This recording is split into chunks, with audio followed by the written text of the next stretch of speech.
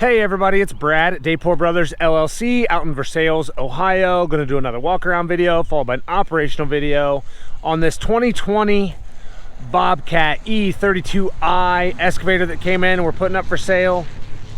Like always, I'll walk around, I'll talk about the features and functions, I'll get up close to everything, I'll show you everything that I see, tell you everything that I know, and then of course we'll fire it up, we'll run it through its paces. We'll show you the pins up front, we'll show you the pins where the boom mounts up to the frame, show you the hydraulics are strong, let you hear the engine. As always, if you were in the market for a used excavator or a used piece of construction equipment or a used piece of ag equipment, please subscribe to the channel. Please like the video. Your likes and subscriptions help other people who are looking for equipment find our videos and find our machines, and we truly do appreciate it. All right, like I said, this one is a 2020 Bobcat E32i. Cab, heat, air. It's got a hydraulic thumb. It's got a mechanical exchange quick coupler, backfill blade, of course 2-speed travel. It's got the advanced display, Kubota Diesel engine. It's got a radio, 2-foot ditching bucket, 7,175 pound operating weight. And this one is a long arm, and it has 2,218 hours. So here, I'll get up close to everything and show you. White paint is still fairly bright, and as I get up close here to the boom and the stick, you'll see just typical little paint chips here and there, starting to flake a little bit around the edge. Very common on these machines, but otherwise fairly straight. Not too bad on the scuffs and scratches, really. I don't see anything that looks like it's been cracked or welded or plated on this side of the boom or the stick. We'll look at the other side here in a little bit. Some little paint chips here and there, nothing major. Same thing there. A little bit of a dent here in this shield that protects that cylinder. Just doing its job. Everything looks good here. When we fire it up in a little bit, we'll show you these pins up here. There's a little bit of play, but not bad at all. Nothing I wouldn't expect for 2,000 hours. Far from what I would say is sloppy. It's just a real little bit of play. You'll see it here in a little bit. Not bad at all. Taking a good look here at the backfill blade. As you can see there, it's got some little dents and stuff on the top of the blade there. Seems like everything else is fairly straight. Coming around to the back side, I don't see anything back here that looks like it's been cracked or welded or plated anywhere. You'll see that a lot of times where they get busted back here and get plated, but this one looks good. That shield for that cylinder, everything looks pretty good there. I did notice the tracks are mounted what I would call backwards. It doesn't really hurt anything, but the tread pattern is going this way and the sprockets are over here. A lot of times they would be the other way around. It doesn't really hurt anything, but looking at the tracks, I am going to say we are probably 60 to 65% tread depth, maybe just a little better than that. I think I'm being very fair there. There's quite a bit of tread depth left. Really no weather checking to speak of that I can see. And just typical small little gouges here and there. Nothing bad, nothing out of the ordinary. Definitely life left here in these tracks. And we'll take a look down here at the sprockets. There, as you can see, those sprockets have plenty of life left in them as well. And taking a little step back, looking at the side rail here, that undercarriage still has a little bit of the gray paint left, but not a lot. Come up here and take a look at the sheet metal up front and around. This front shield, everything looks pretty good there. Coming around the side, just little scuffs and scratches in the paint, nothing out of the ordinary there. A couple of little scratches there. Little bit of a dent right there in the bottom section. Taking a step back here, this all looks good there, that shield.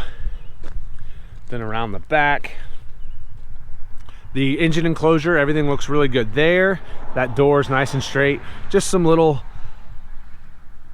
pieces of the decal flaking around the edge, pretty common. A couple little scuffs and scratches there. As you can see, the counterweight's got some paint wore off and rubbed off, just typical scratches on the backside here.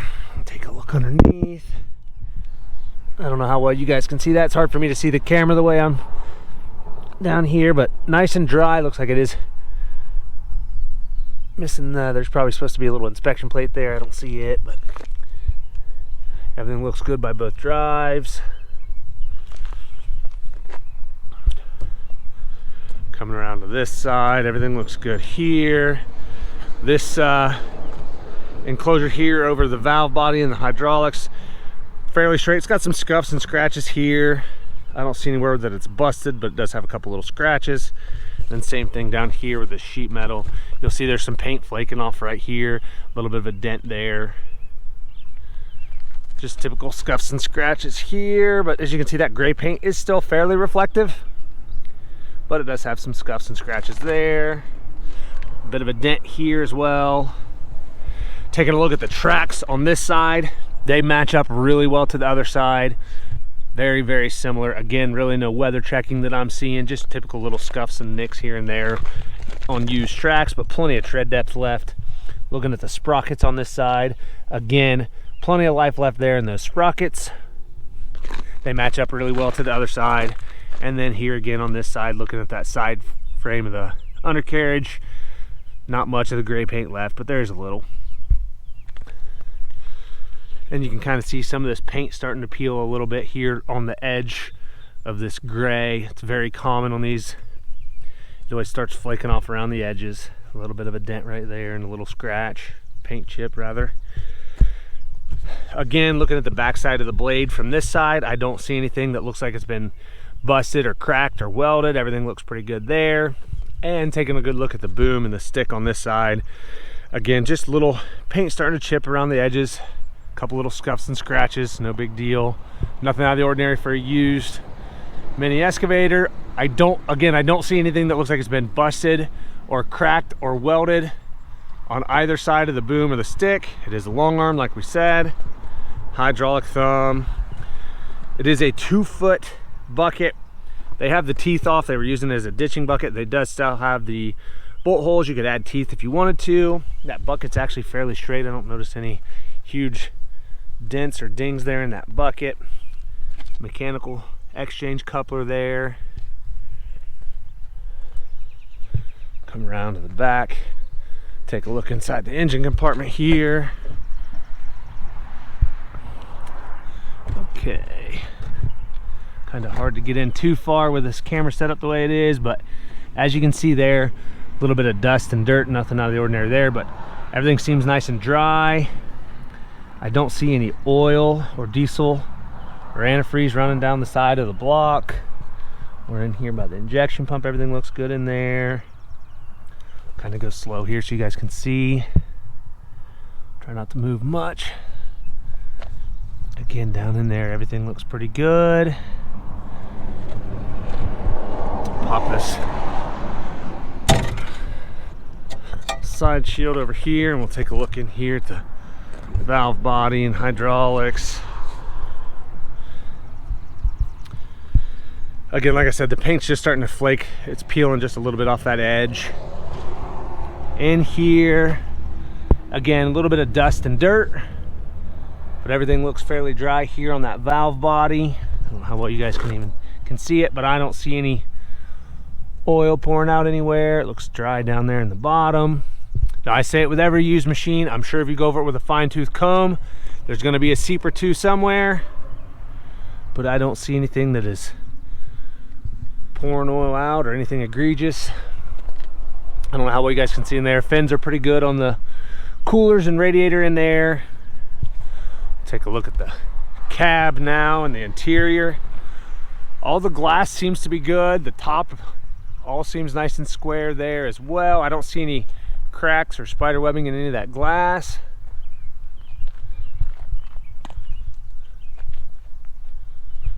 And all that looks pretty good. And like I said, the top of the cab all the way around seems pretty square. A couple little paint chips here. I did notice on this door you got to pull kind of hard to get it open. If you pull real soft, it doesn't open, but if you pull kind of hard, or just fast, it's not necessarily hard. Okay, up here where you step in, everything looks pretty good. Floor mat's good. I don't see any big cuts or tears. A little bit of dirt from us climbing in and out of it this morning and running it around, but nice and clean otherwise. No cuts or tears there on that floor mat. Both the pedals are good down here. Same thing up here with the sticks, they're good. Taking a look at that seat, that bottom of the seat cushion. I don't see any cuts or tears there. Everything looks pretty good on that. Same thing with the backrest. I'm not seeing any cuts or tears on that. Both armrests are present and accounted for. Hop up in here and take a look at our joysticks. As you can see here on this joystick, these have like a little texture to them. That texture's getting a little thin up here. Toggle switch is good though. Trigger on the backside's good. That protective rubber boot down here, everything seems good. Coming over and looking at this joystick. Again, starting to get a little thin where that texture is, but toggle switch is good. Trigger button on the backside's good. The rubber boot down here is good. Blade button, everything looks good there. Radio, that does work. You can probably hear it now that I've turned the machine on, the radio in the background. 2,218 hours. It is the advanced display with the keyless start. Take a little look at the headliner here.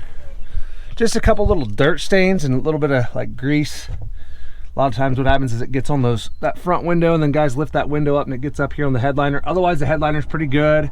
I don't see any water stains or anything like that here in the headliner. Just kind of dirt and mud stains, a little bit of grease, a couple grease spots there. Looks like this weather stripping here on this door jam's kind of hanging down here, as you see.